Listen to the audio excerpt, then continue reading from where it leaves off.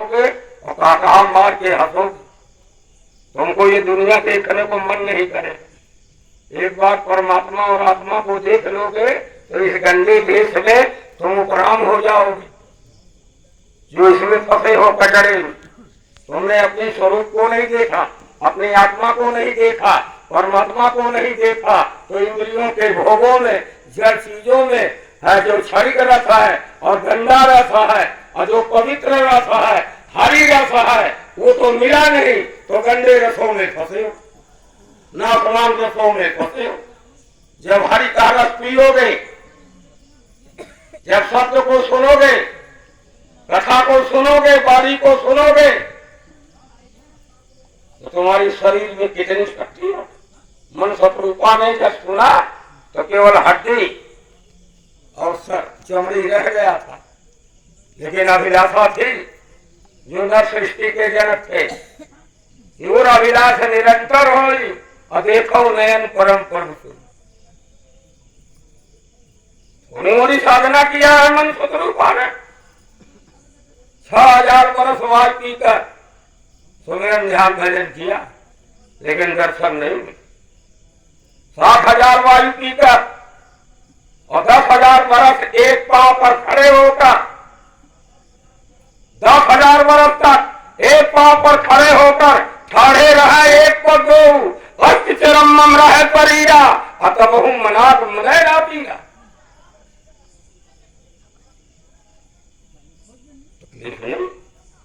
क्यों? कि प्रबल संकल्प था, हृदय अभिलाष निरंतर होई अदेखौ नयन परम प्रभु सोई। हृदय में ये बराबर अभिलाषा बनी रही कि हम उस मालिक को अपने तीसरी आंख से देखें। तब मृतक जीवामन गिरा सुहाई। ब्रह्मा विष्णु महेश कई बार गए, देवी देवता गए, मांग मांग वर बहुभांति फुलाए और परम धीर न चले चला। क्या चाहते हो? क्यों तपस्या कर रहे हो? क्यों 10,000 वर्ष से कुछ खाती नहीं रहे हो?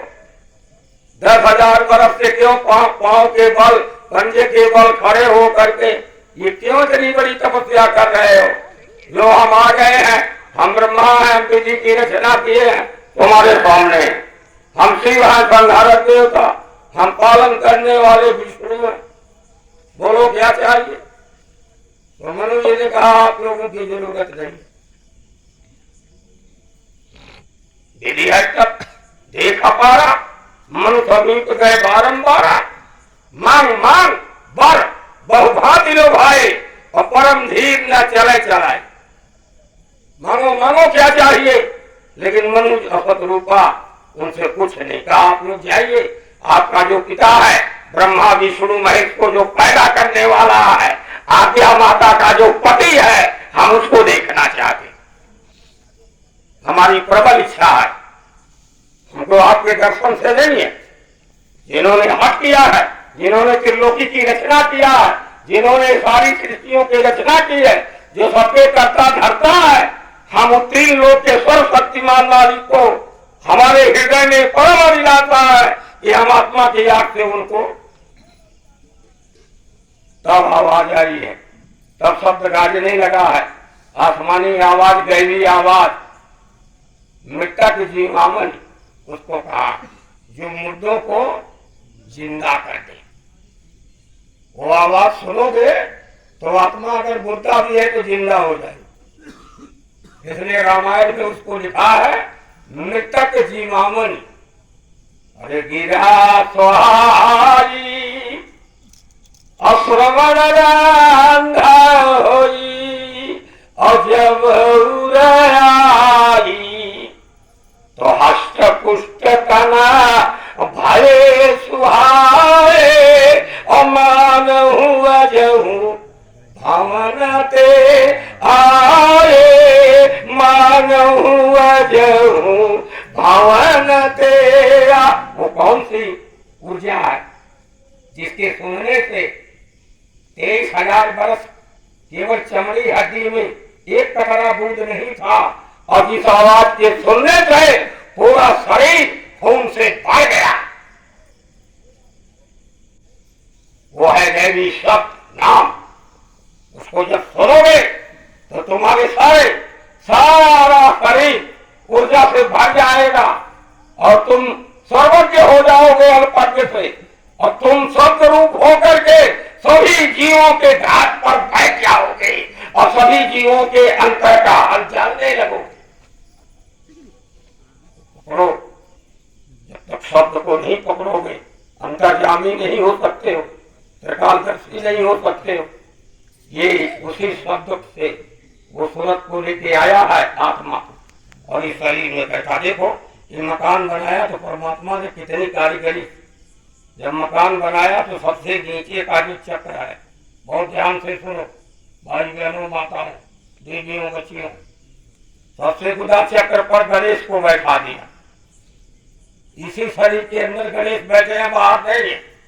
4 दल का कमल है और उन कमलों पर 4 अक्षर है और वहां गणेश का वास। गणेश से कहा इस मकान की जो गंदगी है आप नीचे के दरवाजे पर बैठ करके, इस मकान में मेरी जीवात्मा जा रही है और वो आंखों के बीच बैठेगी, तो इस मकान की जो गंदगी है मल मूत्र है उसको आप निकालिए। तो ये काम गणेश जी को दिया गया।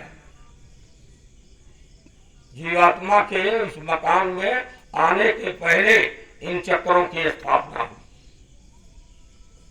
तो गणेश का काम क्या है?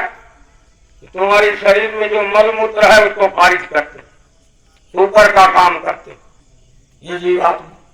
तब ये चिल्ला गणपति बप्पा मोरिया, जो चिल्लाते हो गणपति बप्पा को बाहर ढूंढ रहे हो और गणपति बप्पा तुम्हारे गुदा चक्र पर बैठे। तुम्हें ज्ञान तो है नहीं, बार बार चिल्ला रहे हो। और इंद्रिय चक्र पर कौन बैठा है? सुनो ध्यान से गांव के भाई, तुम किसी किताब में और किसी जोगेश्वर से और किसी महात्मा से ये भेद नहीं जान सकते जो बताया जा रहा।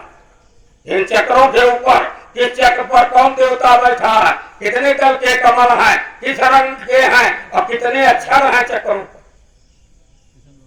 ये जितने अक्षर निकाले गए हैं आ आ इ ई उ ऊ ये है वो गा खा गा खा और क्या था, ये सब चक्रों से निकाले गए। इसीलिए देव भाषा कहा जाता है संस्कृत। अंदर जाओ चक्रों पर अक्षर है। इंद्री पर ब्रह्मा सावित्री, जिनका सृजन पर नाभि पर विष्णु को बैठा दिया लक्ष्मी के साथ कि ये जो कुछ खाना खाए तो उनको आप हजम करिएगा। ये विष्णु का काम है। और नाभि चक्र पर तुमको कोई भी बीमारी, नाभि पर तेल लगा दो,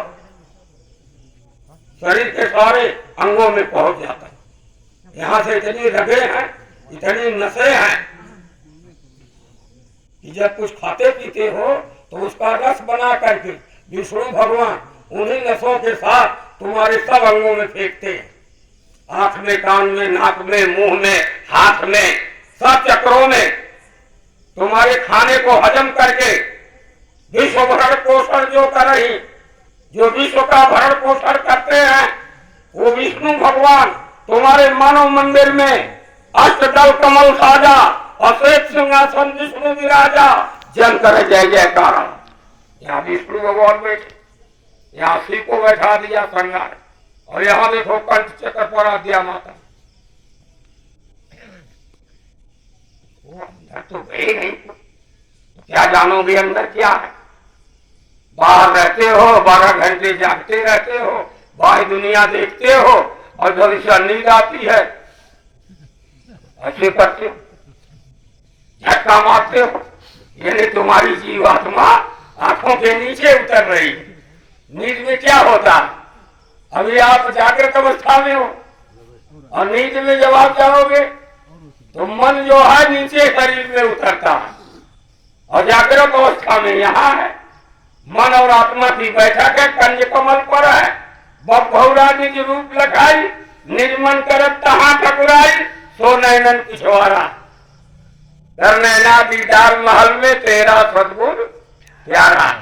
देखो यहाँ पर मन की, यहाँ पर आत्मा बैठी है, नाक में आत्मा नहीं बैठी है, कान में आत्मा नहीं बैठी है, मुंह में आत्मा नहीं बैठी है, और तुम्हारे गर्दन में आत्मा नहीं है, तुम्हारे पेट में आत्मा नहीं है, तुम्हारी जांघों में आत्मा नहीं है, तुम्हारी बाहों में आत्मा नहीं है, तुम्हारी अंगुलियों में आत्मा नहीं है। ये शरीर कैसे चला? जैसे सूरज